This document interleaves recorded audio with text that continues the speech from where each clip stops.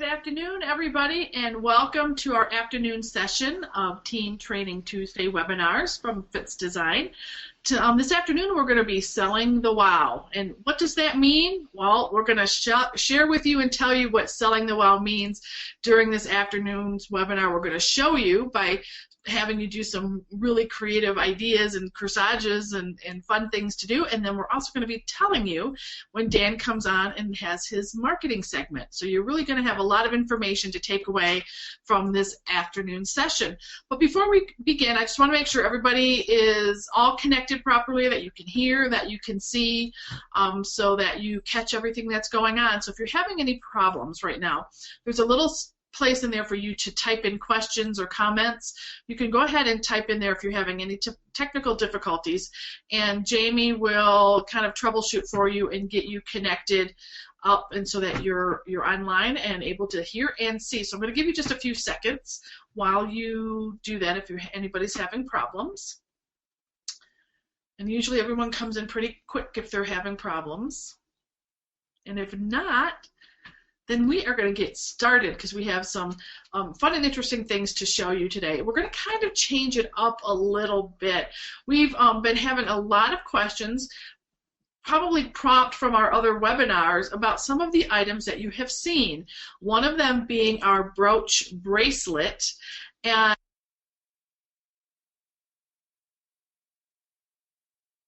going to show you. So we're kind of taking a little detour. It's certainly selling the wow when you see these projects, but we're going to kind of deviate from the list that you had. So if you were following along with the hands-on projects and you had everything that was on that list, I apologize that we kind of made a last-minute detour, but you'll be able to follow along. And if you want, you can go back and catch one of our other webinars of Selling the Wow and follow along step by step with that one. But because we've had such an overwhelming response to a few of these show and tell items that we saw, we thought it was really important before this spring series ends at the end of April that we touch on these items so that you can see exactly how they're made, so that you can start making them for your prom season as well, because it's upon us, it's here. We've already got a lot of people telling us that they're having successful proms. So if you haven't had yours yet, we hope that you're getting prepared and that you've got a lot of Fitz Design products on hand to show all your prom kids.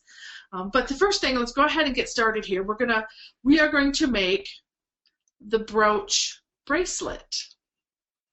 Now this is definitely something that is wow, and really what we mean by selling the wow is that it's selling something kind of above the ordinary, something that kind of makes you step outside of your own creative box and show off really what the possibilities and potential are for corsages, boutonnieres, and in other floral accessories.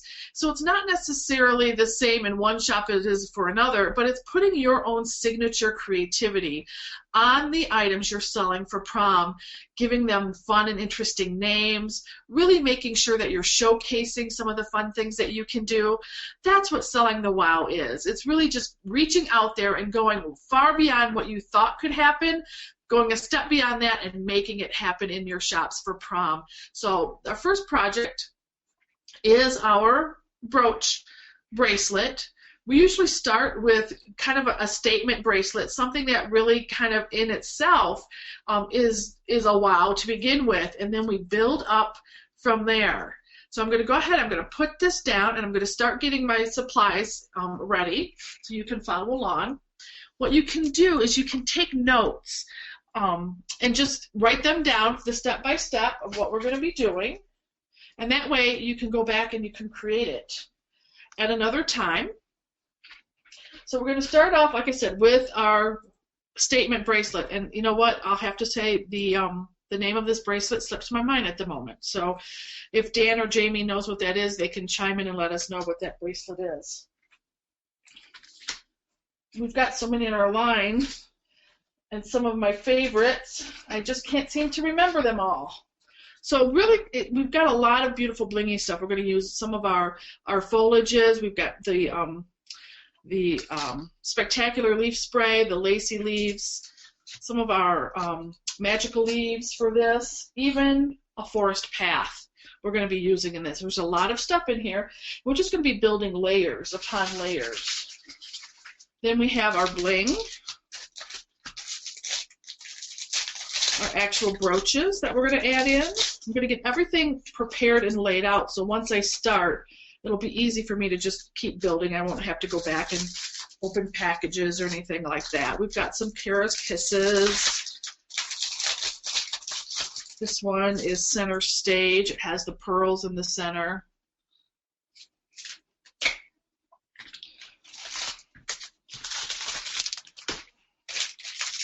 We've got the Infinity. I believe these are the small ones. Yes. Which are the little orbs. Okay. We're also going to add some of our acrylic chain to that to have that cascade look. We'll get that out here on the side. Okay. So the first thing we want to do is we want to prepare our base, our foundation for the corsage. Because a lot of these items do have some weight to them, we want to make sure that we have the center of balance properly positioned on the bracelet so that it doesn't rock or tip or feel awkward when it's being worn. The good thing about our disc clip that is part of the corsage now, or the bracelet now, is that it adds that extra platform for us to create these a little bit larger corsages. So we're going to just go ahead and we're going to flip in the little wings. We don't need those to build this corsage. Those are mainly in place if you were going to wire and tape your corsage. You could use the wings like you're traditionally used to secure a hand-wired and taped corsage right to the bracelet. But in this case, we just want the platform. So we went ahead and folded those in, and I'm going to unravel the ribbon rosette here, just like we do on all the other corsages. For those of you who have joined us in other webinars, you've seen us do this time and time again. The reason we do it repetitively is because it's an important step not to forget. We've got to make sure that our base, our gluing platform, is secured to the bracelet because we don't want that to start slipping and sliding when the girl has it on. I'm just going to take my ribbons and I'm just going to make sure that they're tied securely, kind of wiggle this around a little bit. I'm going to give it one little extra tie on both sides. It's better to do this before than have it, come loose after. So go ahead and now I can make sure, yes, this is nice and secure on there. It's not coming loose. Then I don't need these anymore, so I can go ahead and cut them off. And I leave about maybe a 1/4 inch of that ribbon. I don't cut them completely off at the knot, because if I were to do that, that knot may come loose. It is satin ribbon, and satin, it has a slippery surface to it, and sometimes that can just kind of wiggle itself loose. So I leave about a 1/4 inch of that on there, and it's not going to come out or be seen when I start adding all the elements to the base of the corsage. The next thing I want to do is I need, because we're using some larger things, we're using our Star Bright, we're going to be using, like I said, the Forest Path. Because we've got some bigger, larger, heavier things, I kind of want to build yet another platform on here. So I'm going to do that with the magical leaves. Now I don't need the stems on these, so I'm going to go ahead and remove those and just set them aside.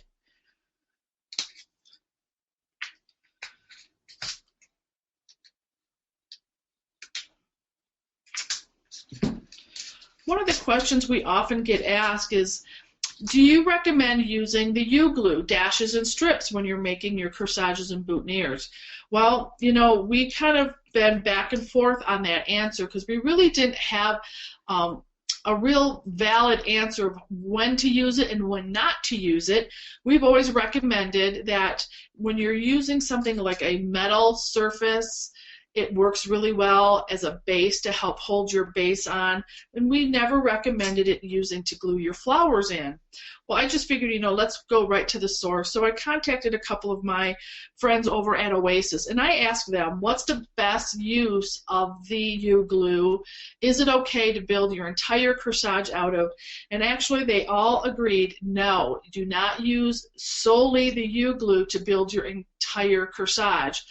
they recommend using the floral adhesive, which you see we use all the time when we do our corsages and boutonnieres.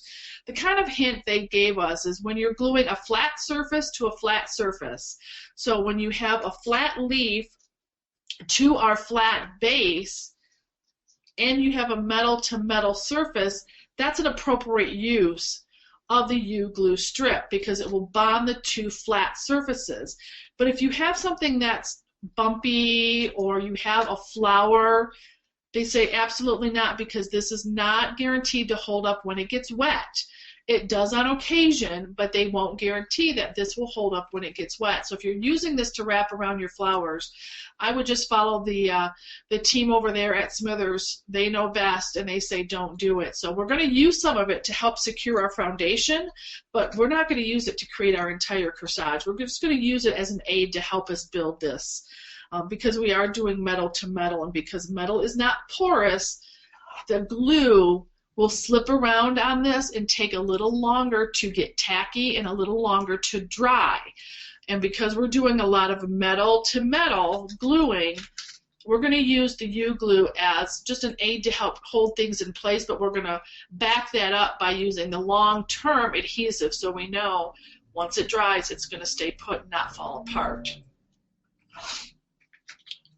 So I'm going to go ahead and take my strip, and I use a combination of the strips as well as the little dashes. Just depends on what I'm using them for, but I have a large surface to cover, so I'm going to go ahead and just put that down and then peel off.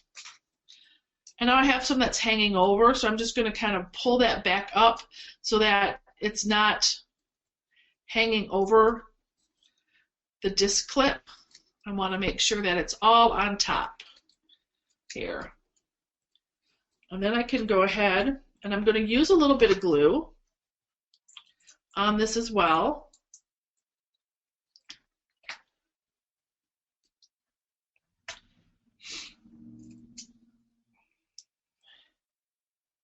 I'm just going to go ahead and get all of my leaves with a little bit of glue on them. You can see about the amount I'm using. There's about maybe 3/4 of an inch up to the top of the leaf here, from the base up to here, and then it's maybe about the size of a dime.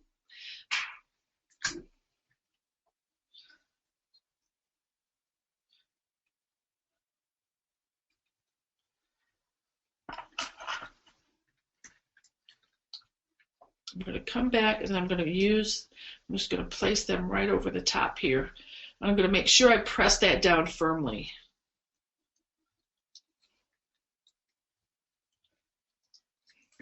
One thing I also want to be aware of is how the corsage is being worn. When I put the corsage or the bracelet on, I want to make sure that I'm facing it the right way, because this is going to be in the way when I wear it. So that's actually going to come off to this side. And so when I put my next one on, if I want it to come down over the front, I know it's not going to be in the way of my wrist. And then my third one, I'm going to come up over this way. So again, it's not coming down over the wrist.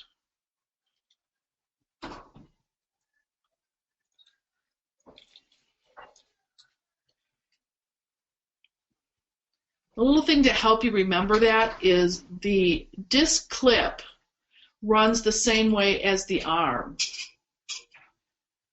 So when you're putting things on, and you have your disc clip that runs over the arm, you can make sure that all your ribbons cascade down the front, that any of your feathers you want to cascade. You don't really want too much coming towards the back or interfering with this part of the hand.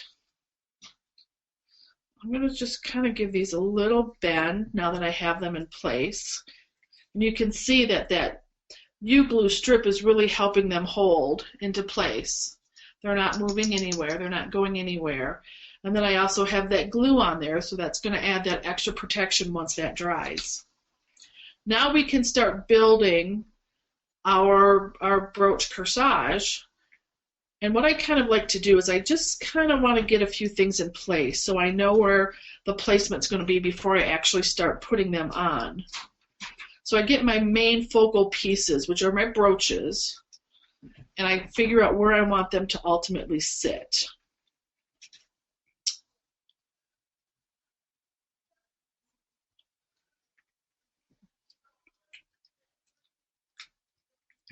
What I'm going to do is I'm going to just take a couple dashes together. And this is a trick I've learned. Sometimes doubling them up makes them a little thicker. So when you're working with something that has an uneven back, like this brooch here does, making them just a little bit thicker gives us that extra little hold. It kind of fits into all the nooks and crannies so that every surface is going to make contact with it. If I were to just leave it, excuse me, the one single layer of the dash, it isn't quite big enough or thick enough, but yet the strip is too much, so just doubling them up helps. So then I'm going to go ahead and add my glue to that as well. And I'm actually going to extend the glue out a little bit onto the metal part of that brooch. Now in this case, I know right where I want it to go. I wanted it to go right in this area. I'm going to lightly put that down so that I can get a little bit of glue that made contact there. You can hardly see it, but there is glue there. If there's not enough, I'll very, very, very carefully put a little dollop there because I want that glue-to-glue contact. For those of you who have been following along the webinars, you know that we teach that you have to have that glue-to-glue contact for it to work properly. So I want to make sure that's there, and then I can go ahead, put that back into position, and then just press it down. And the good thing with the brooches is that you can actually put some force behind that press because we're not going to damage them like we would if we did that same thing with the flower. So I'm pressing it down to make sure that the U-glue has made some contact with the magical leaves, and then also letting that floral adhesive, the cold glue, get into all those nooks and crannies as well. And you can see how that's holding up very nicely already. Now I'm going to come back in with my next, just wants to keep coming off. There we go.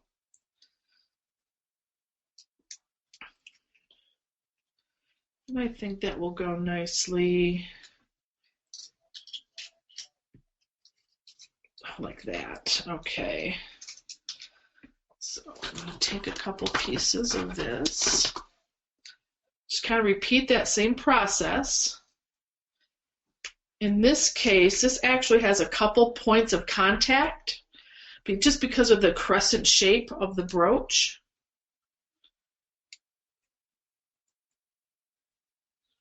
So I'm going to put that over this spot right here, which is up by where the pin holds it.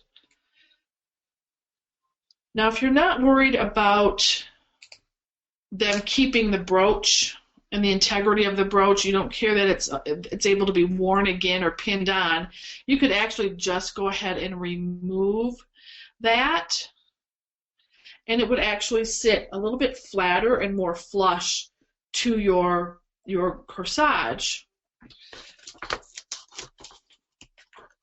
But you have to determine in advance, is the keepsake value of it important to the buyer, the purchaser? If they want that to be part of the keepsake, that they can remove that and wear it later, then you need to kind of keep that in mind. So I have a little bit here and a little bit up here, and those are the same areas I'm going to touch with the glue.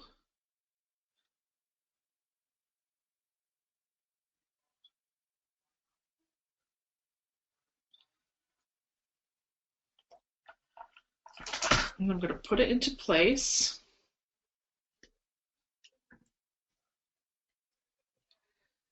Kind of remove it because I want to make sure I have a little bit of that glue there, and then push it back down. Make sure it's holding into place.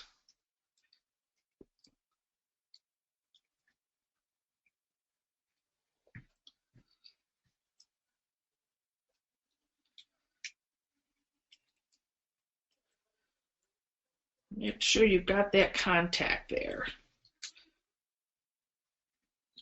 Now, if you need to, in the process of starting to create this, if you find an area where it seems a little loose or a little wobbly, again, because you're putting metal to metal, that's expected. You just kind of have to have patience with it, but certainly go ahead and take another little U-glue strip. And if you have to, you can cut it in half if you don't need a real large one. And just tuck it into that area where you just feel you want a little bit extra security until that glue sets up. And the good thing about these, they are clear, so you can't see them, especially once we get everything else on there. And now I know that's not going to bounce around.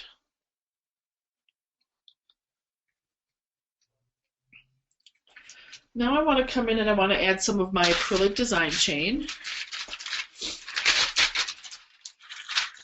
Again, keeping in mind when it's worn, what's going to be the front, where do I want the items to cascade down from. I'm just going to cut off several lengths of the acrylic chain.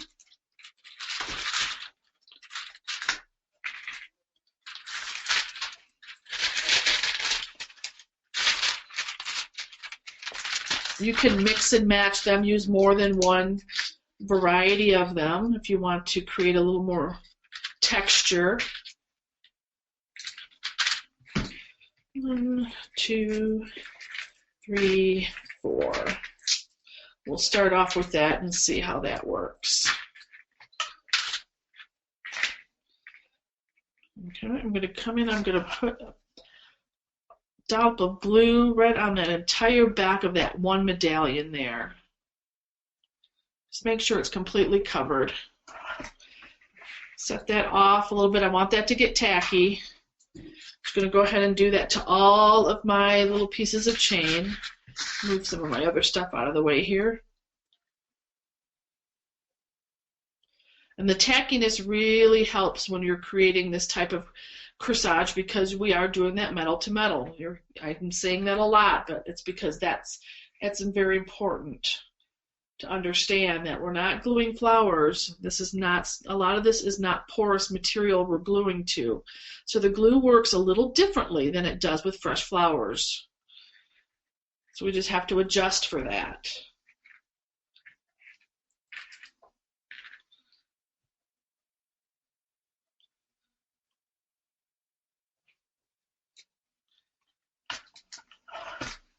Set that aside.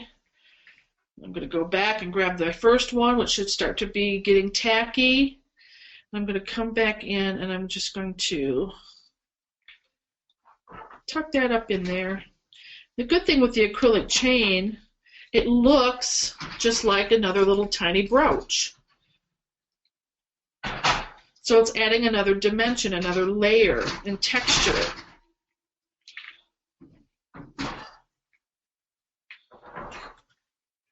I think that was the next one I did. Tuck that up in there. And you're noticing I grabbed this little, this is actually a stem of another foliage, probably a forest path or something that I cut off that I kind of keep. I just actually keep them tucked in. I'll show you here. I keep them tucked into the side of my box here with my glue. So whenever I need to get down into these nooks and crannies where my fingers are just a little too chubby to fit down into, I can use one of these metal stems, and also the glue doesn't stick to them, so I don't have to worry. You know, sometimes when you put your finger in there and you touch it, the glue sticks to your skin. I don't have that problem with this little metal, my magic wand. Come back in with another one. Kind of tuck it up in there. And you can see I'm kind of spreading these out so that when they actually lay on the wrist, they're going to start kind of cascading out. They're not all going to be bunched up together.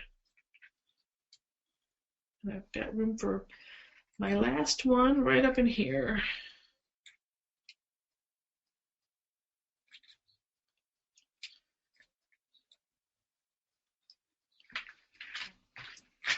Again, just press down on that to make sure it's made good contact. Because it was tacky, it's going to stay. and hold in place enough for me to continue working on my corsage. But you can see, you can't really see the medallions that I tucked up in there because they look like little tiny brooches.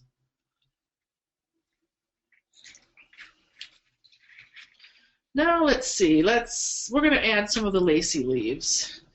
I'm going to go ahead and cut those apart.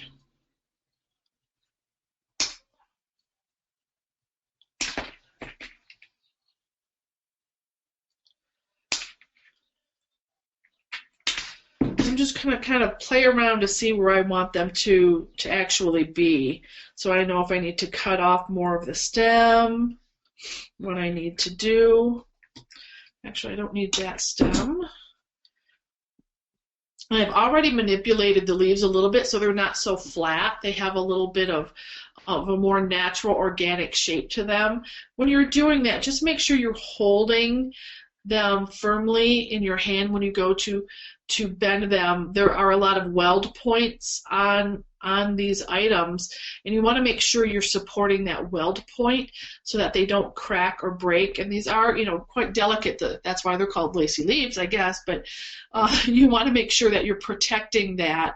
So you just hold them in between your hands and just kind of give them a firm but gentle bend, and then you can form and shape them into a little bit more organic shape so they're not so flat.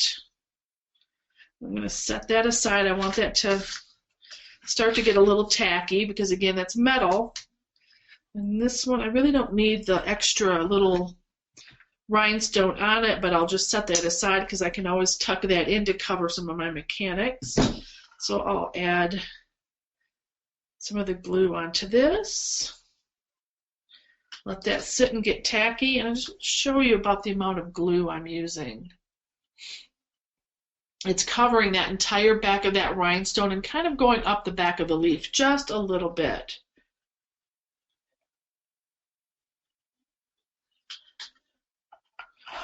And the same with this. I don't really need that extra rhinestone in there, but I certainly don't want to throw it away, so I'm just going to set it apart because I probably can go back in here and tuck those into some of the nooks and crannies where I want a little additional sparkle.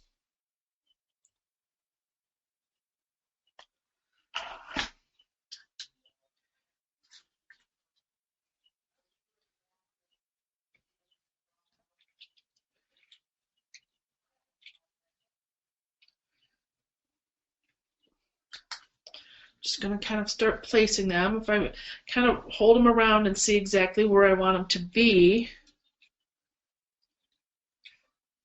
Still have to have our elements and principles in our corsages. We have to, follow those rules. Make sure we have balance and line and rhythm and all those important items, focal point. Okay. Tuck that right in there, press it down. Okay. Go back, make sure everything is nice and tight. Where's my little... That one's feeling a little loose. I'm just going to make sure I press it down in there. You can always start to see how it's starting to build up, and we're adding some texture to it. It's not done yet because these are, wow, we're selling the wow on these, so I'm going to add some more. There's never such a thing as too much bling.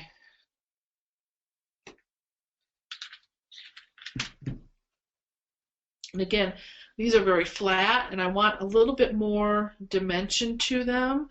I'm going to just gently bend them. You can kind of see now I have a little, this is starting to kind of curve up.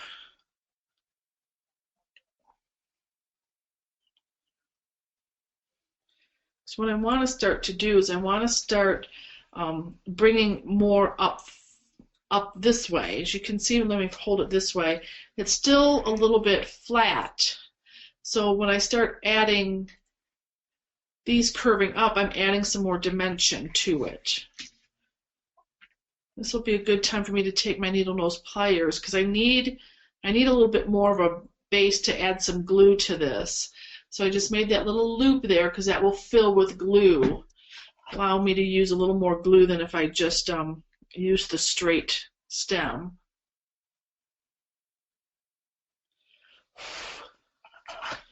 I'm just going to blow on that a little bit because I want to make sure it stands up here. That it tucks in there.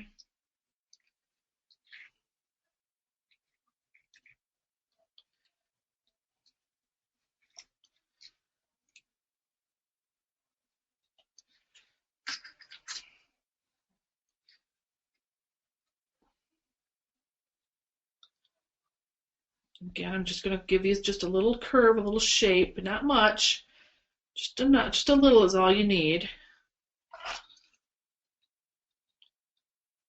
And this one, the placement, I'm going to need a little longer stem, so I'm not going to curl that up. I'm going to make sure it has a lot of glue on it so that it holds in there tightly.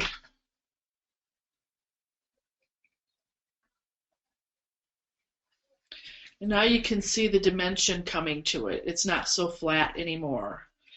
But still, when she wears it, whoops, that one wasn't dry enough yet for me to move. I can remedy that by taking just a little tiny piece.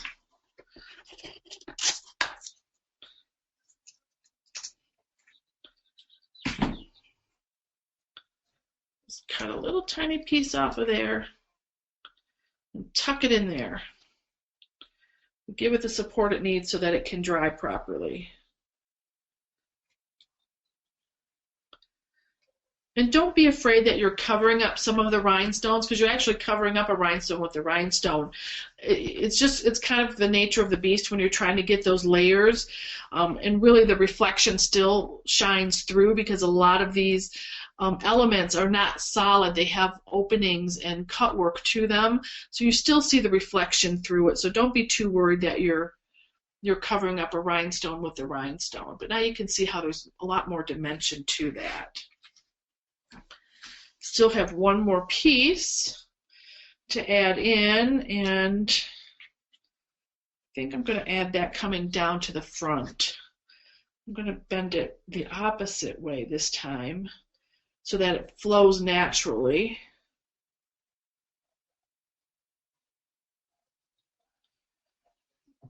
And I've got a long enough stem on this one that I can give it just a tiny little curl here on the end.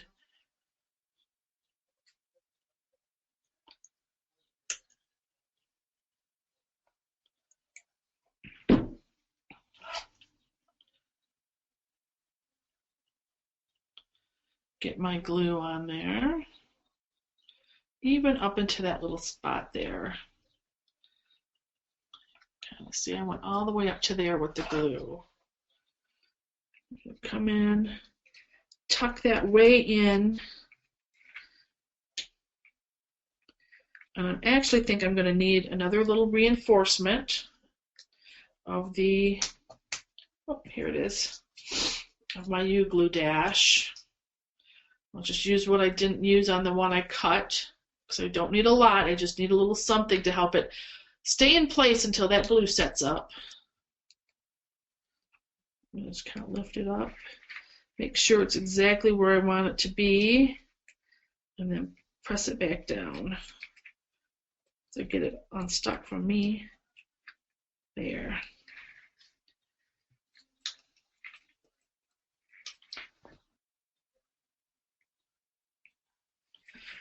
If you have any questions, don't be shy. Please go ahead and just type those questions in because we want to make sure that everything is answered, that you're understanding what we're creating here. Now these are the little pieces that I left off the lacy leaves that I didn't use, but I'm going to come back in. I'm going to add some glue to those. And I've got just a couple areas, I don't know if you can see them or not when I hold the corsage up, where there's just a little bit of the glue showing through.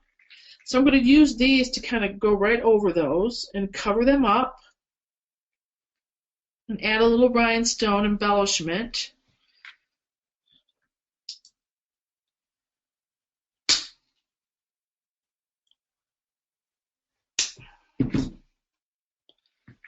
have my little wipe here because I have my fingers are getting a little sticky, and you got to make sure your fingers aren't too sticky when you're doing those little tiny detail things. And this is just one of those makeup remover cloths I have on hand, and then as you're working, you can just kind of keep cleaning your fingers off. Doesn't clean it off completely unless you really work at it, but just enough to kind of keep that glue from being too sticky on your fingers, so you can continue on working. Another little area right here. You really can't see it. I added one right here and right here. Just add another little layer, and we're just covering up a little mistake that I had. Now we'll add in some of the Karis Kisses. Just going to go ahead and cut all of my stems off. And really, you can just keep adding and adding and adding and adding. Cover that back with the glue.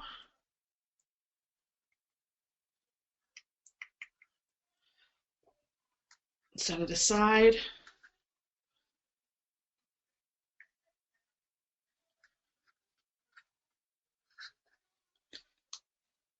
Get off me, there we go. I know some people use their needle nose pliers to hold on to the smaller things like that when they're adding glue. I've just never mastered that skill, so I have to use my fingers. I guess I just need to feel it between my fingers to know it's there. So this works just fine. That little clean cloth. Now I'm just going to come back in, and wherever I think we need another little added touch of some bling, I'm going to attach it. I'm going to kind of pick it back up and then put it back down. Again, making sure I leave a little bit of glue on where I want it to sit, and then when I put it back down, it's glue-to-glue contact.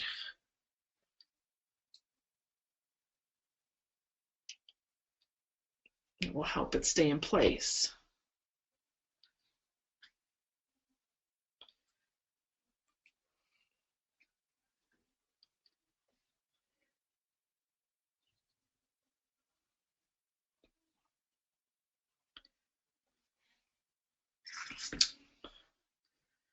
Oh, let's see.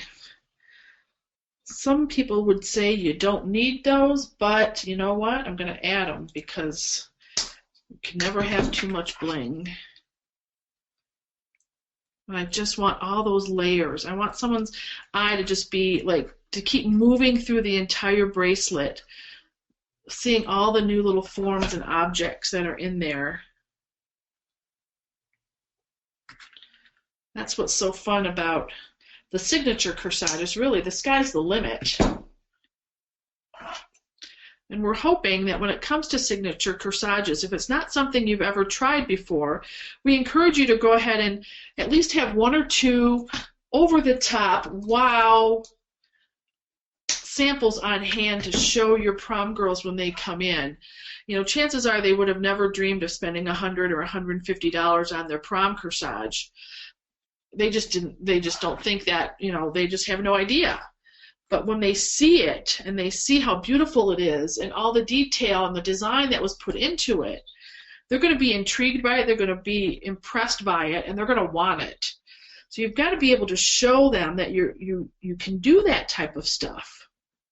It's really important that we show off our talents and our abilities when we have those opportunities. When people are coming into our stores shopping for a purpose, we got to really make sure we're capturing their attention, because, you know, we don't have those opportunities very often.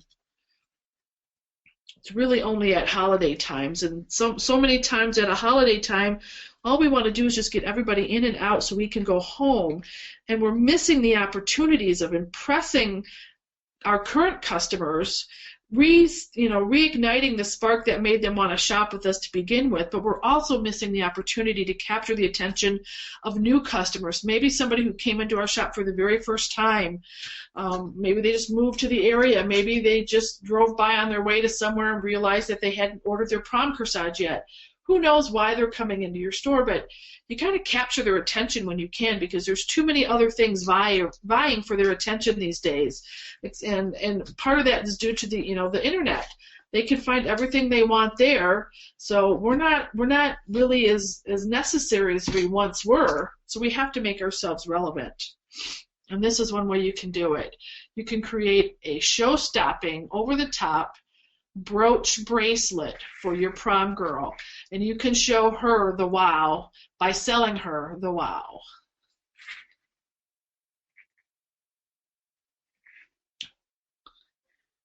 Do we have any questions on the process and any of the steps that I took to create the bracelet? Okay. If not, then I'm going to move on to the next project, which is it's going to be an accent piece to the bracelet, because if you're wearing something like this, you may stop and think, well, wow, that's enough, because wow, that's so over the top. How could you top that off? How could you take that to the next level? Well, we can, and we're going to do that by creating the accessory brooch necklace. And some of you who are returning viewers will recognize this. This was actually part of our Floral Jewelry 1 show and tell segment, and we had such a good response to it. I've showed it at least a time or two again, but we thought, you know what, we're going to go ahead and show you how we made this, because this is certainly something that you can have available to your prom girls when you want to show her that signature selling the wow something over the top. So what we start off with is, just kind of move some of my things out of the way here. We have our floral necklace. That is the base. And we have one of our bouquet wraps. I believe this is Sydney. And really you could use any of the bouquet wraps. Here's a little bit smaller one. So it really depends, on the girl and maybe her dress style and her stature as well. However, elaborate you want to do. But this really becomes the base. And we want to have a really beautiful sparkly base, because then we're going to start layering on top of it, just like we did with the brooch corsage. Of course, then I have my brooches. I'm going to gather those around here. I have my,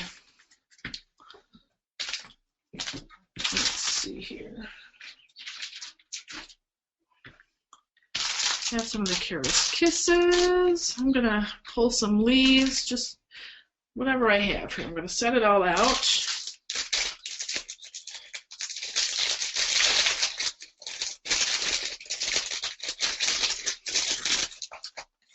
I hope by now all of you have your prom displays up in your stores.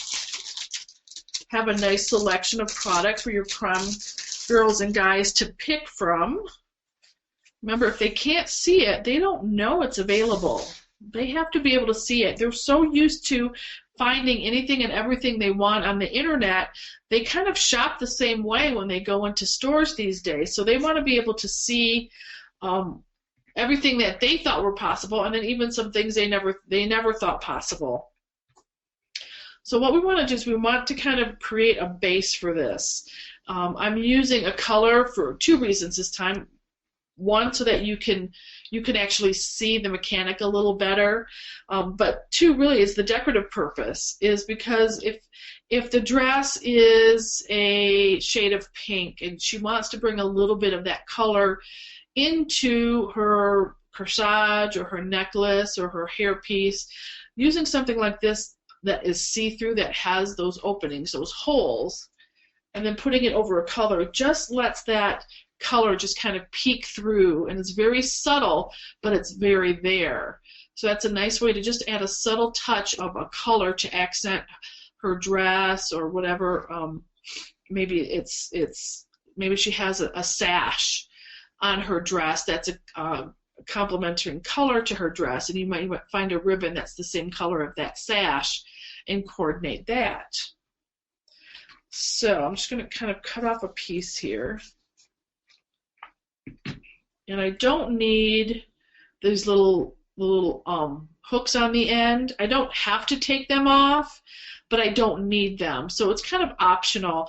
If I do leave them on, I just need to make sure that when I'm placing my brooches that I cover that, because it kind of looks unfinished if I just leave that looking like that and I were to place my brooch too high up. So just something to be aware of. I'm going to leave them on right now because, like I said, I'm going to make sure I cover them up. So here's really the messiest part of all of this.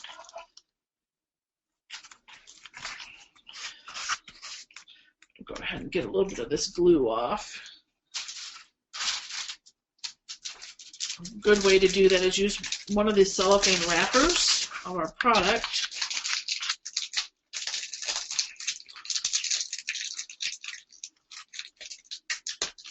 Clean that right off. I'm going to take this, put that down so I don't get too much on my table. And I'm going to slowly just kind of start adding glue to the entire back of this bouquet wrap. I want to get it going, but I don't want to press. I want to let gravity bring it out. Oh, that's because I've clogged up my end when I cleaned it off. There we go. Another thing that those little stems are useful for. So on this piece, I'm just going to go ahead and make sure there's a little bit on every one of those little backings. I'm not pressing on the tube. I'm letting gravity pull it out. If it starts to come out too much, I'm going to raise the tube to stop the flow of glue. It's really the most efficient way to use the glue is to let it flow, let gravity let it flow out of the container. When you start pushing on it, you start building all these little creases and crevices where glue can actually sit, and it hides and it dries up. Now I'm just going to really lightly kind of trace the outline. And if it starts to go again too much, that's okay. Just pick it up, clean it off, let it go. As I said, this is the messy part. You just kind of have to have patience. It will pay off. And if you're getting too much, just take one of those little sticks and use that to help spread the glue.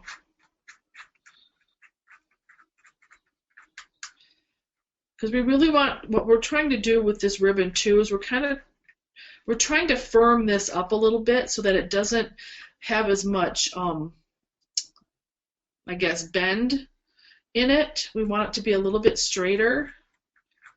And by adding the glue to the back of this and spreading it out and making sure there's contact all the way to the edges, we just help create that nice firm foundation that we need to make this necklace comfortable to wear. Okay. Once I have the glue on there, I take the ribbon, and I want the top side actually to be what shines through. Now, in some cases, this is double face, so I don't really have to worry about what side is up. I'm just going to go ahead and cover that and pat it down.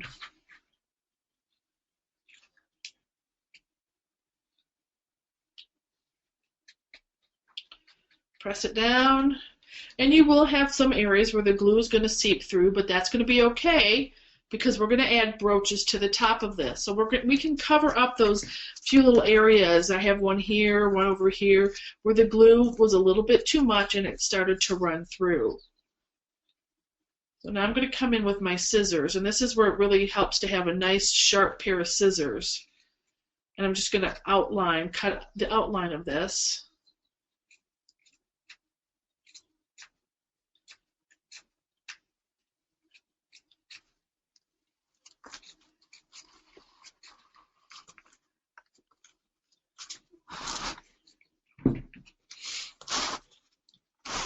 have, excuse me, I got a little kitty cat I gotta move. Go on. There we go.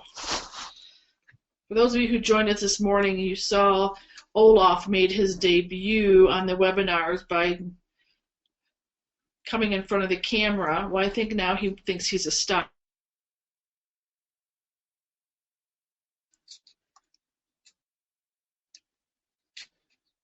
And of course, I've got all these sparkly things and ribbons dangling and feathers fluttering, which are all kitty, you know, little kitty catchers.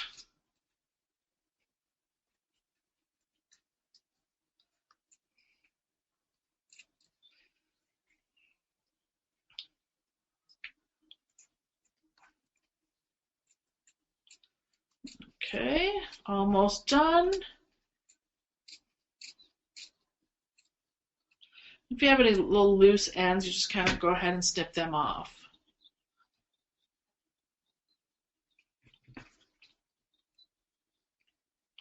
Just follow the outline of the actual piece. Okay. Now we're ready to attach it to our necklace.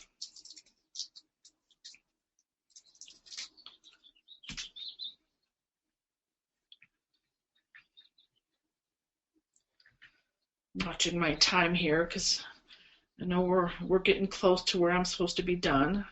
And actually the complicated part of this is done. So in this case, I want to actually, I tightened it and I actually want to loosen it because I want to move the disc, the design disc, so that it's actually in the center of the necklace. I want this to cascade right down the center of her neckline. So I'm going to kind of loosen it up and then move it. So I have it in the center. Then I can tighten it back up.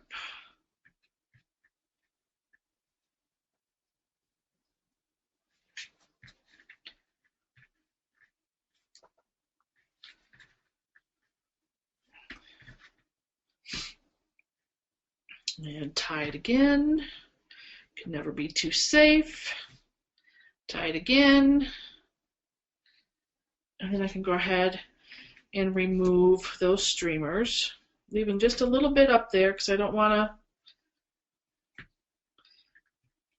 to. What we're going to do is we're going to come right here and we're going to attach this right to the disc. Now to give us a little help, I'm going to use a little bit of the strip. I'm just going to cut one.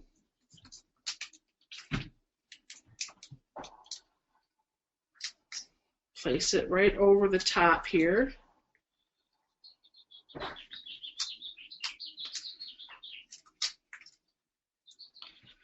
Then I'm going to kind of figure out where I want it to rest.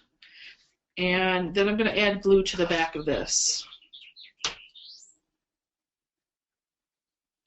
This can never be too safe. This is a little bit heavy, so we just want to make sure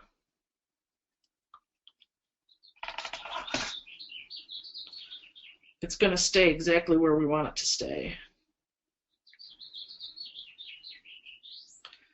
I'm going to press that down and I'm going to hold it down. If anything tends to ooze out, I'll just wipe it away.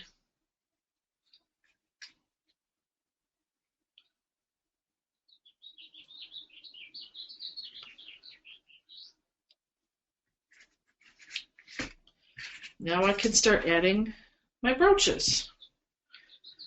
And just going to kind of place them on there just like I did before so that I know where they're going to kind of go in advance. And in this case, I'm going to actually remove the pin bases from them because the actual bouquet wrap is the gems are a little high profile, so it's not a real flat surface. And then with this not being flat, I'm going to have a hard time making the contact between these two items that I'm really going to need to make sure that this is secure. So I'm going to go ahead and just cut off those pin sections to all my brooches.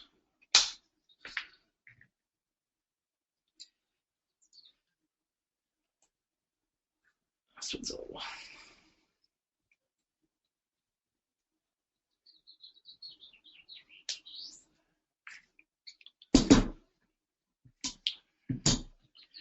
This one had a different type of a closure, so I'm just going to go ahead and flatten those out using my needle nose pliers.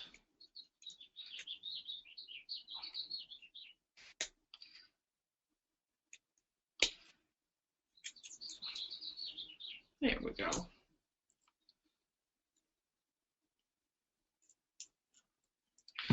Okay, now again, figure out where I'm going to put these. I want that one to go down like that.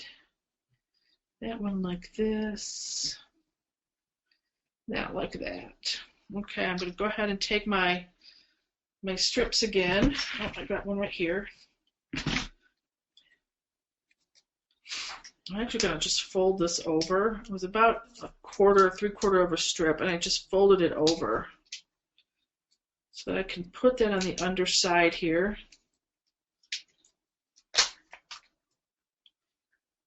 And then I'm going to add my glue. I'm going to make sure wherever it's raised, where it's going to make contact, it's going to have the glue.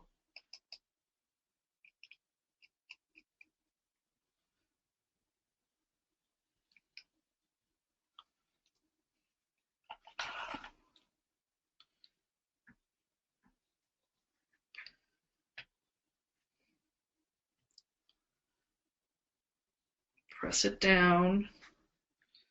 You can see it's not completely secure to it yet, but I can use my thumb to lift it, and it's that little strip in there, that U-glue strip is helping it stay in place.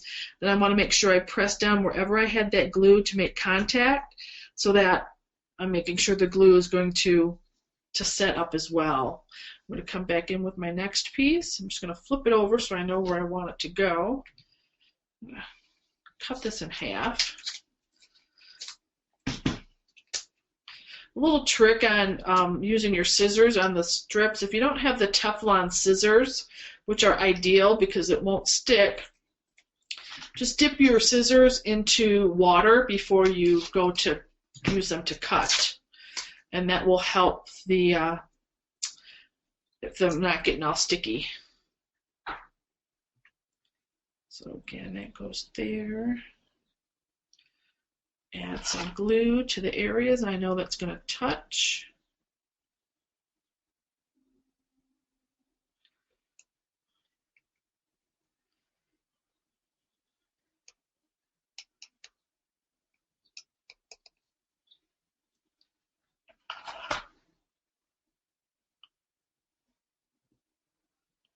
Is that how I had it? What is now?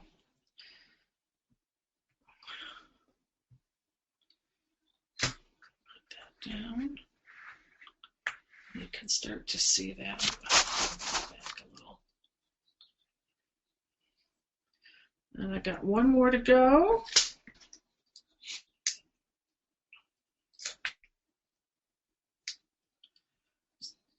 Fold that over. Again, that's just adding the thickness I need to make sure it's getting into all the nooks and crannies. Got it in there, and I'll come back with my glue.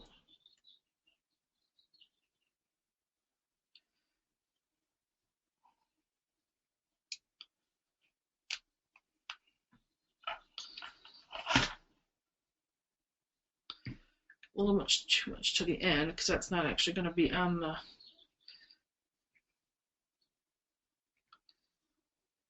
press it down.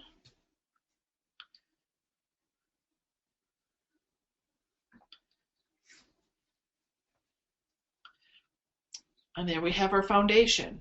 Now I can just come back in and add my accessories. I'm going to add some of my spectacular leaf. I'm going to cut that up.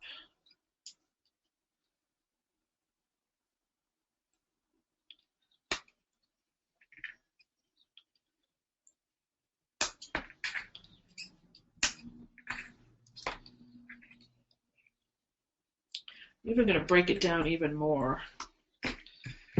honestly, because I don't want it to stick out too far. Somebody does have to wear this, so it has to be comfortable. And I'm going to go ahead and start layering some of these items. Again, because I don't want it to be too flat, but because it's going to be where it's going to be worn, you don't want it to stick out too much either on the neckline, because that will be uncomfortable and it could catch on something.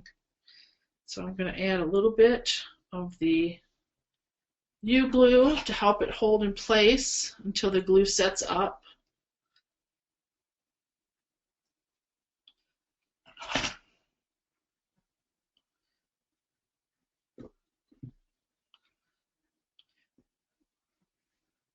And you can start to see how the different textures reflect different colors. So it's adding those layers. It's not really covering anything up, even though I'm putting something on top of a brooch. It just kind of, it's adding to that, the texture and the layer of it. It's a good place in there.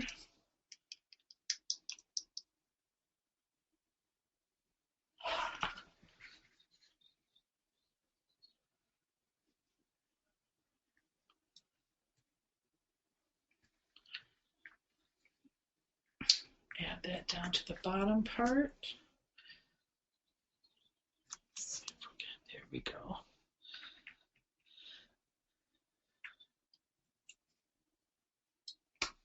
Add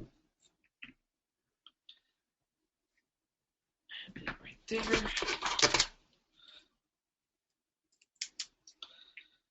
You can see how these are created. We're just going to keep adding and adding until we're done.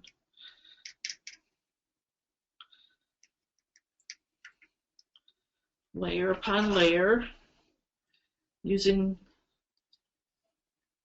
the U-glue dash to help hold something in place until the glue sets up. And these do, take a little longer to set up. We explained that earlier. Why? It's because it's metal.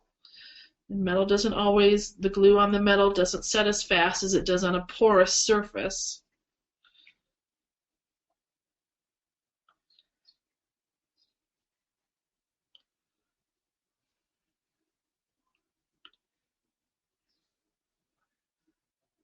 Yeah, I think that's good there.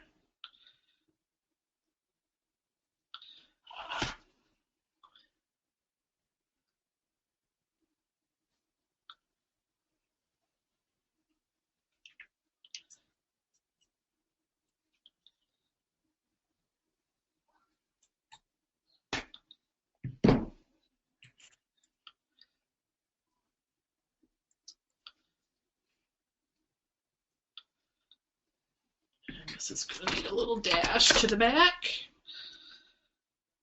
I'm surprised none of you have any questions, just because there's always so many comments about these pieces when we show them. Wherever we go when we're doing workshops and programs, there's usually a lot of questions about how do you build these and how do they work and how do you sell them. And so I'm kind of surprised you're all so quiet. Maybe you're taking lots of notes.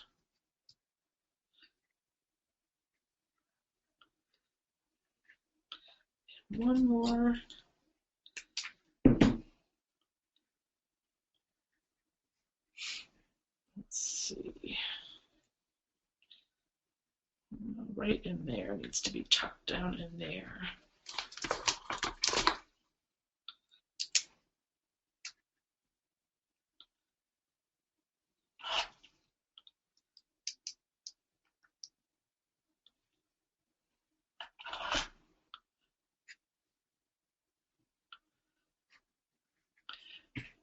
Get my little magic wand here. Push that down in, making sure it's making contact.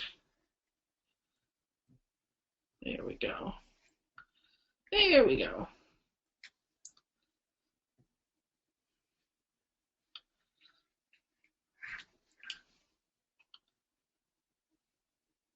Almost finished, not quite. We still have a few little additions to add here. We've got some Kara's Kisses I want to add. I don't know if I need my gleaming leaves or not. I think the spectacular leaves pretty much did it.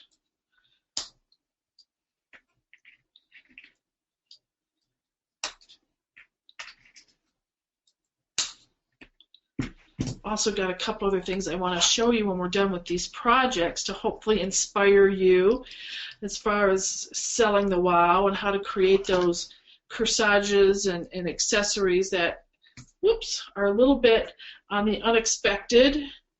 So when they walk into your stores and they see them on display, they just go, wow, didn't know that was available, didn't know I could wear that, didn't know those were prom flowers.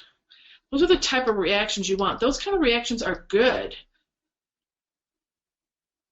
Gives you the opportunity to explain why it's important that they not just have a corsage and a boutonniere, but why they have another accessory in the way of a ring, a necklace, an ankle accent, a shoe accent, a purse accent. Also gives you the opportunity to kind of show off your stuff.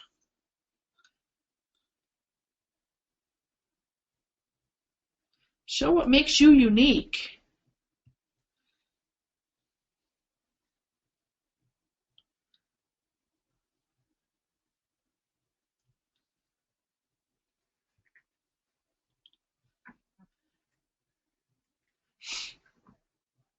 Right here.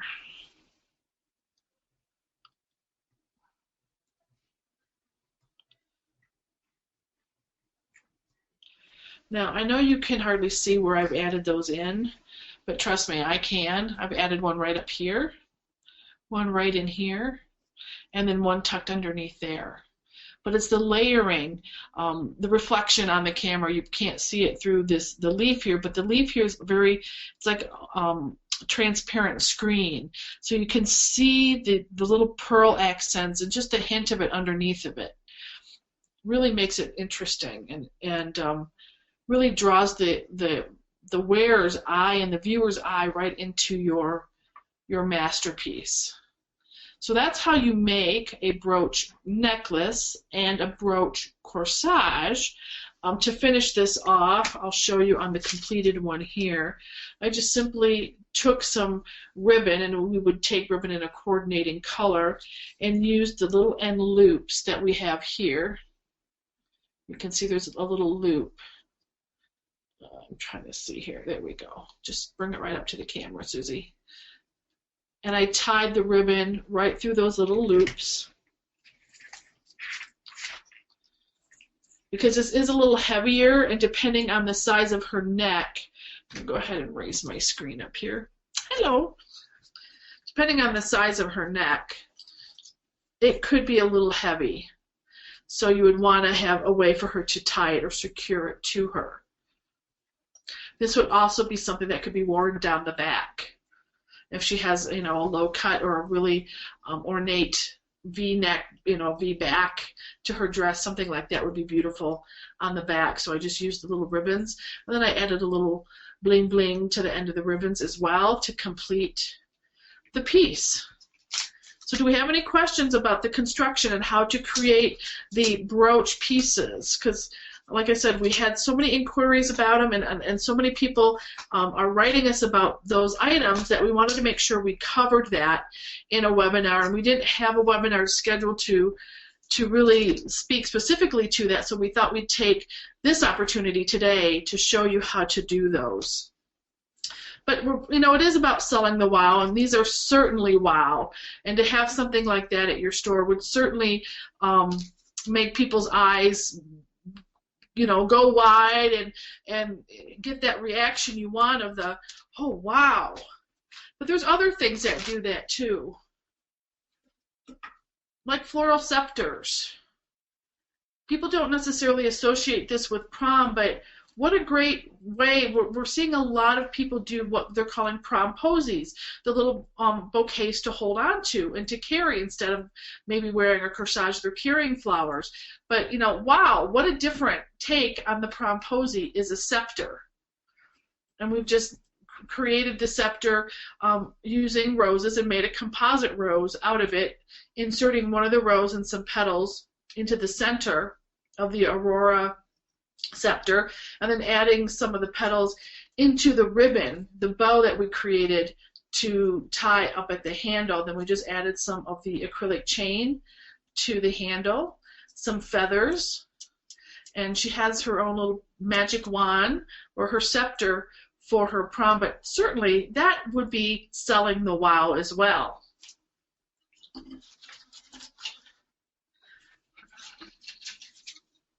How about offering them something that's unexpected? It's not just a corsage that you wear on the wrist, but it's a corsage that is worn as an armband and also on the wrist. You know, most of the dresses, I don't think I've ever seen a dress in the past, I don't know, maybe 10, 15 years for prom that had sleeves on it. And again, this is another opportunity for you to show off your creativity and create something that is just really out of the ordinary. Those things that make them say wow. And something like this, certainly by using one of the armband. I got this little ribbon that's hanging on there. There we go. An armband, we've connected it. Let me get this all straightened out so you can see it. It's connected using some of our dazzle line chain as well as our acrylic chain, giving it more texture. And then it's worn on the wrist. This also has one of our brooches in it, I believe. I don't know which one that is. It's one of our delicious jewels. We have some of our rose leaves and our blingellas and our accent sprays. So certainly that is selling the wow. Again, just creating that reaction of, I didn't know that was available. I didn't know people were wearing that. Well, you know what? Maybe they're not, but now they're going to because they're going to see it. And another thing, and this is something else we've had a lot of recent emails about asking us how to create.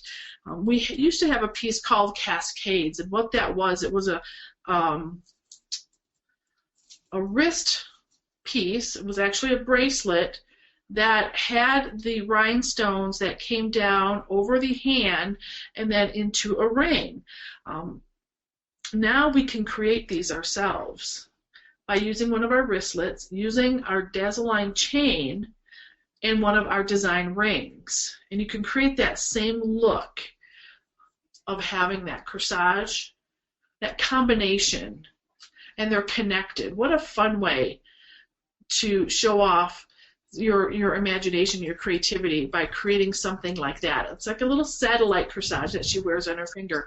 Later, if she wants to, she could just cut the chain and wear them separately if she wants to continue to wear that. But what a fun way to make her say, wow, when they walk in the store. I didn't know that was available. Susan, we've got kind of a broad question. Yes.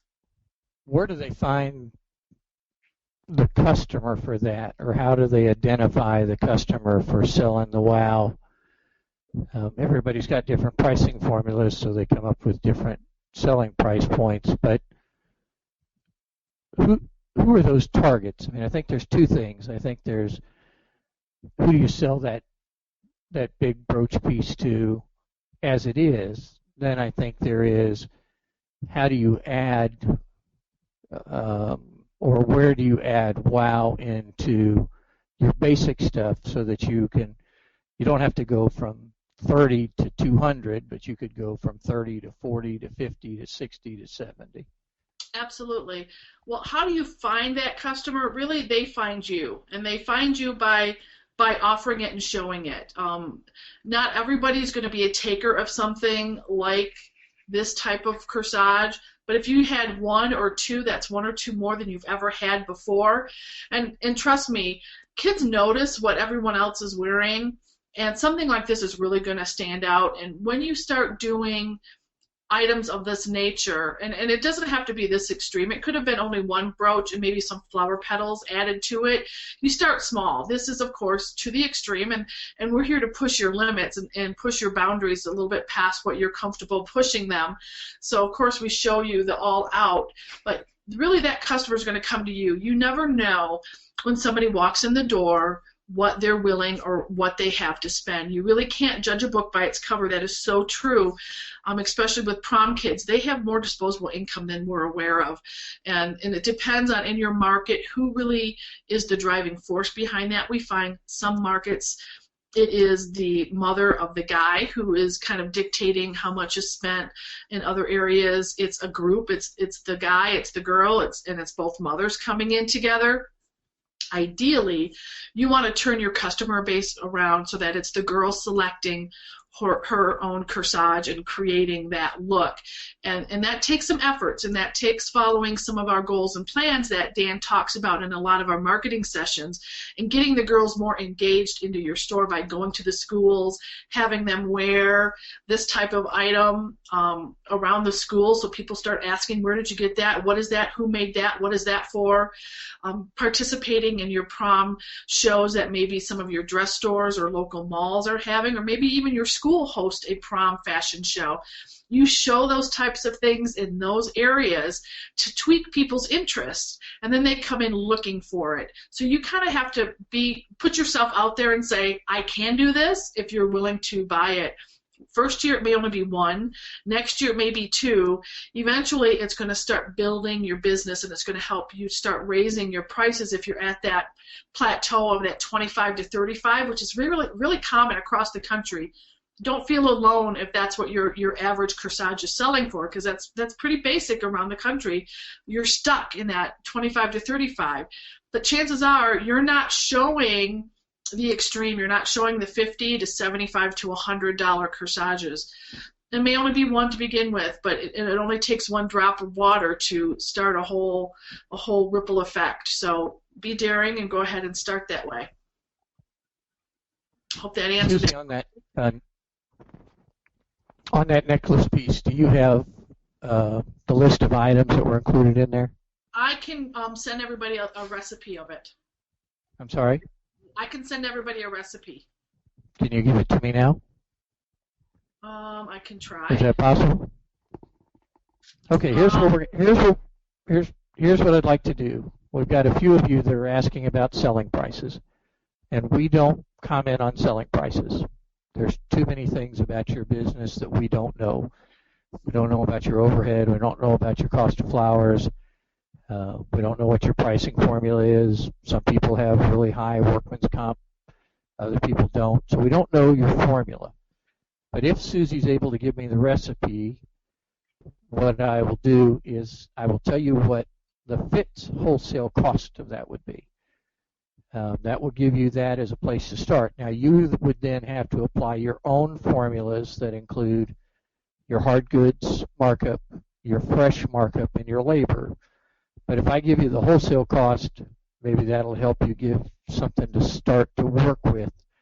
But we don't ever answer the price about selling, because we could give something that's way too high based off your formula, or something that's way too low. When we're doing these that go nationwide and they're being watched all around the world, we just can't guess at a price without knowing what's important in your area. Okay.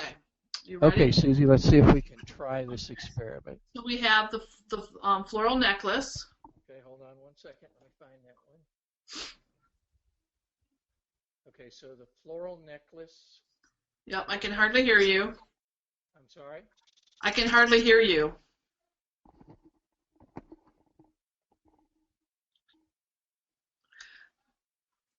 Okay, your wholesale cost on the floral necklace, if you bought it from Fitz, would be $11.90, plus you would have freight on top of it. We can hardly hear you, Dan. You may need to step closer to your microphone. Well, I don't have three hands, so I can't type at the same time.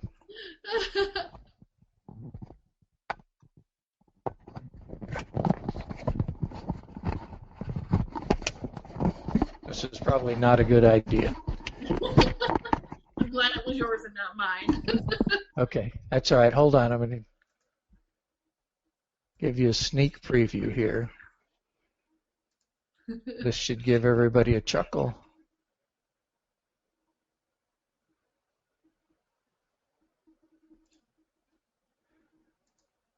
You can tell we are not rehearsed. Okay, if you look real close, you see the microphone stuck in my shirt. Okay, well, that works. Okay, so we'll try this. Okay.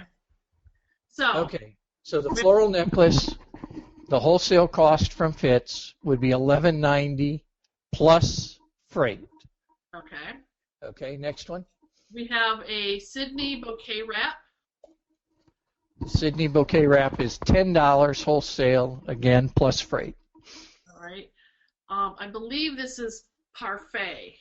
I believe, right? We have 2 of those. The crescent shape? Yeah, with the pearl in the center. Yep. Wait, let me find that. That's a DJ. There are 2 of those. Okay, each one of those is a wholesale cost of $5, again, plus freight. And this is one of our delicious jewels. It's the crescent. I don't know what it's called, Dan. I'm sorry. Or It's not, called Forever Jewels. I think it's the Forever. It's a crescent. FJ. DJ.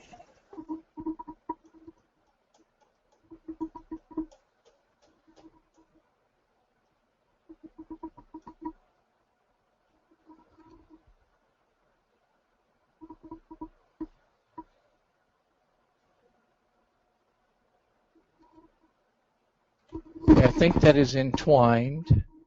Okay. And the wholesale cost on that is $4.50. And how many did you use? Just one. Just one, okay. And then I have 1 stem of the Spectacular Leaf Spray. The full spray, not the singles? Not the singles, the full spray.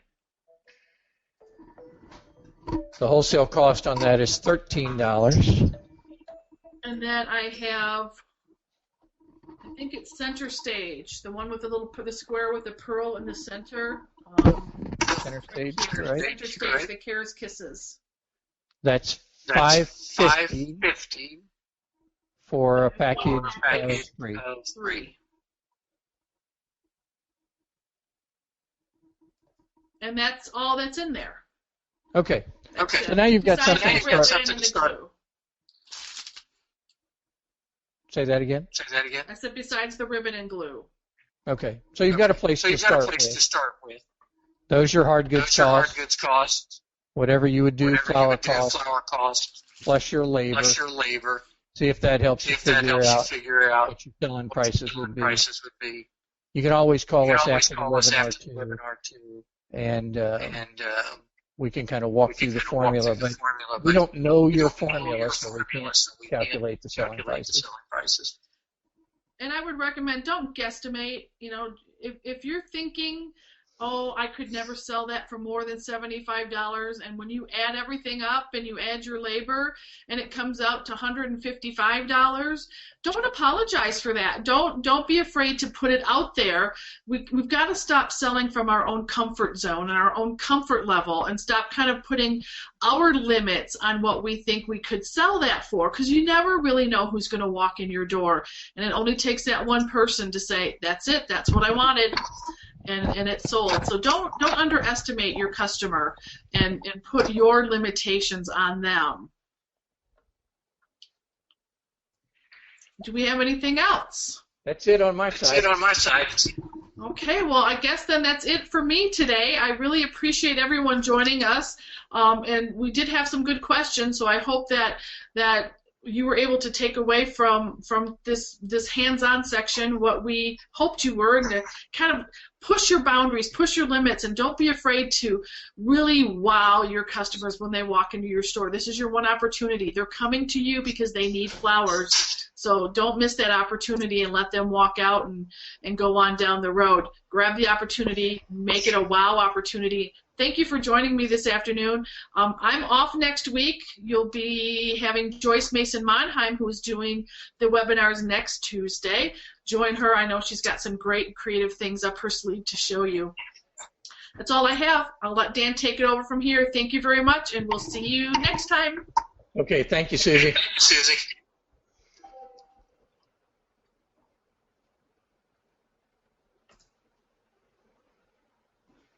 Okay. This marketing session is a little different. Really what we want to do is just have you share with the group things that work for you when it comes to prom, or even specifically things that might work for you on selling the wow. So on your panel there's there's a little place next to your name where you can raise your hand. If you'll raise your hand, we'll recognize you, unmute you, and then ask you to share with us. So what ideas do you have that you're willing to share with the team of things that work well for you, either in selling the WOW or great prom marketing tips?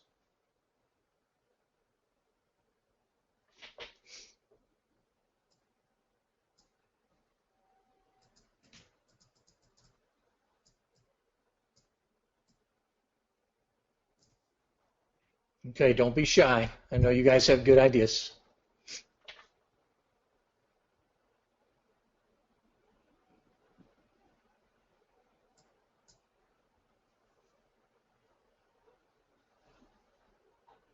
Jamie, do you see anybody with their hand raised? Whoop, here's somebody. Josette Vest. Yep. Okay, Josette, share with us your ideas that work. Josette, can you hear me?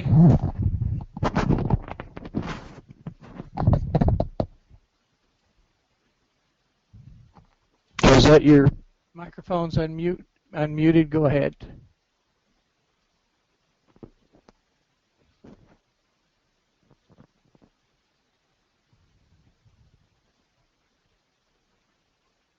Do you have the volume up on your microphone?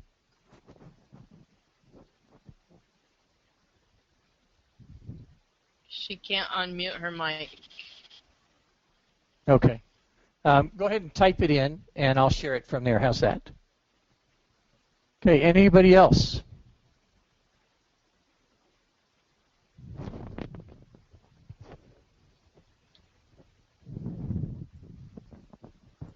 We'll give Josette just a second to type in her ideas.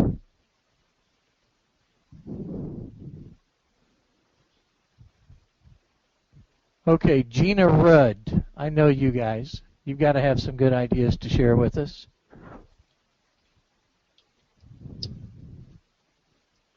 Go ahead, Julie. Julie, your microphone's unmuted. Go ahead. Can you hear me now? Yeah, a little louder, please. Is that better?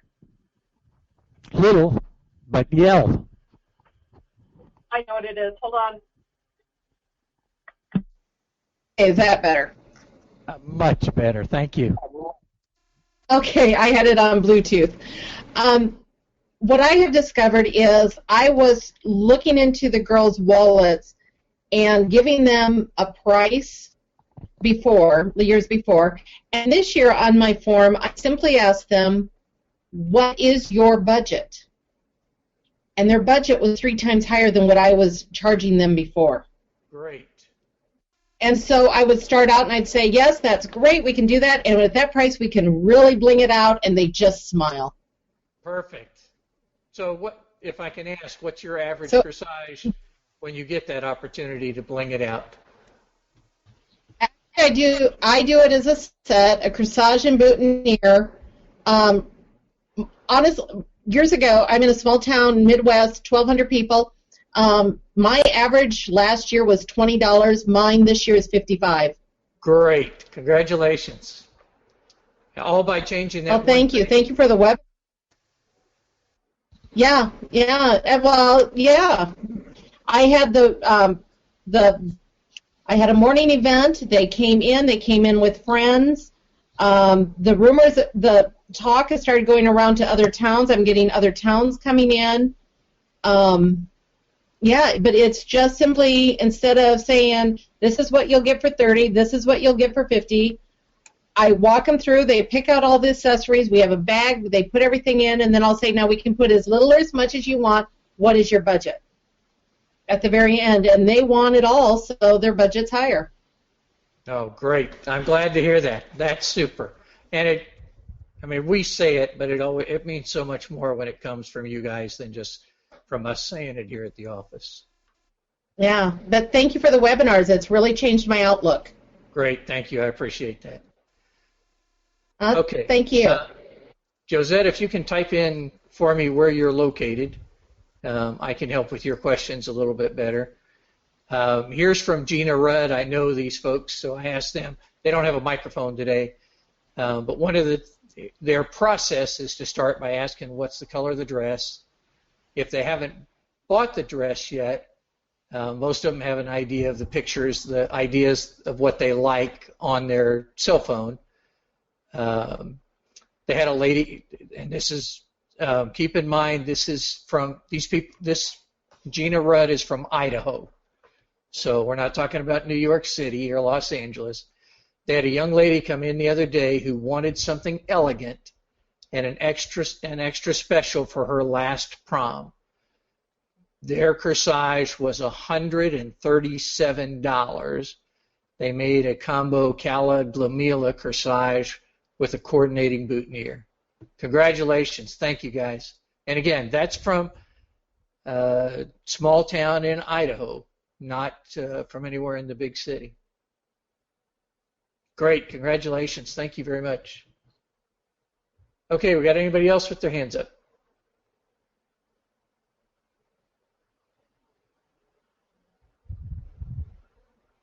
Okay, Josette, I'm going to try and answer a couple of your questions. Without knowing where you're from, it's hard to. How do you market ordering early? The key is to get your message out as many places as you can. Get posters up in the school, and the students can put that up for you. Your sign out in front of your store, your Facebook page. Attach things to all of your orders. Or like you just heard a minute ago, have an event that brings them into the store and set up what we call a bling buffet, where you put out all your bling, all your bracelets, all your ribbons, everything you want to add in, and have them come in and assemble those pieces, and then put that together and then sit down with you and talk about doing the flowers.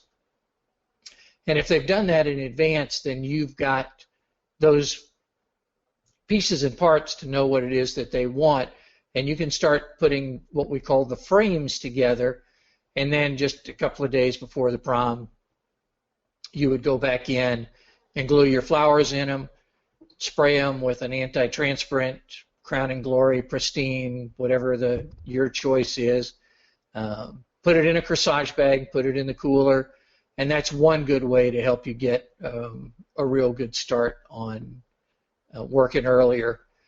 And then again, putting out the message for them to come to your store or for you to go find the fashion shows, get out in front of them as often as you can. I'd suggest you watch webinar number 1 called Prom Traditions. The marketing segment of that talks a lot about it. And then there's another one called Beyond Boutonnieres that has the marketing section number 2, which talks about getting out of your store and prom fashion shows. That would be a great place to get a lot more details than just the few things that I've given you here. Okay, you're from upstate New York. Let me read your question again.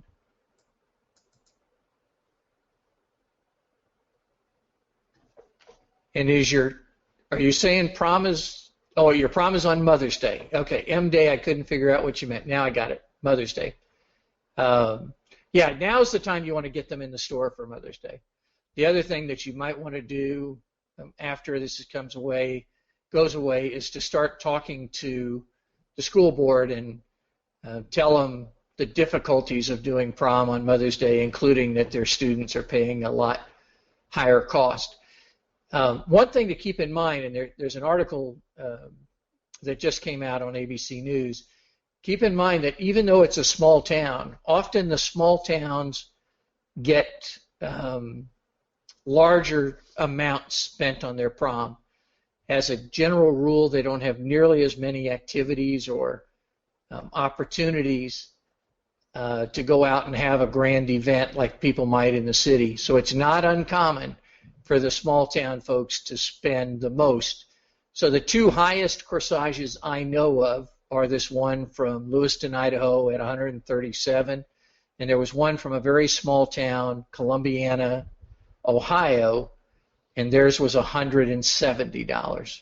So don't let the small town cause you to to pull back on your pricing. Okay, what other questions or things to share? Okay, well, thank you very much. You may or may not see me next week. I'm on my way to China, but we'll have somebody to do the marketing even if it's not me. Next week, again, as she said, Joyce Mason Monheim. Joyce is doing floral jewelry, and I will tell you, when it comes to floral jewelry, Joyce Mason Monheim is the best in the U.S. and maybe the best in the world. She is just absolutely fabulous at it. So she'll be doing floral jewelry in the morning, and then she'll be doing prom traditions in the afternoon as kind of the starting places for many people. So that might be a good place for you folks to check in on. Thank you very much. If there isn't anything else, everybody have a great day. Thanks for joining us. Tell your friends.